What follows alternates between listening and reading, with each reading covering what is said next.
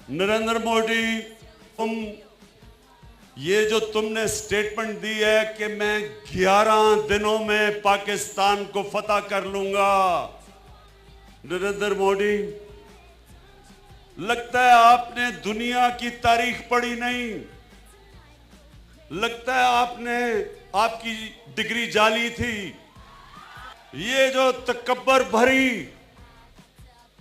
जो आपने तकब्बर भरा बयान दिया कि मैं 11 दिनों में पाकिस्तान को फतह कर लूंगा। नरेंद्र मोदी, मैं जरा आपको तारीख में पीछे ले जाता हूं। किसी को कहो आपको तारीख दुनिया की बताए। दुनिया की 2 सबसे ताकतवर फौजें, नेपोलियन की फौज और हिटलर की फौज, उन्होंने रूस पे हमला कर दिया। उस वक्त दुनिया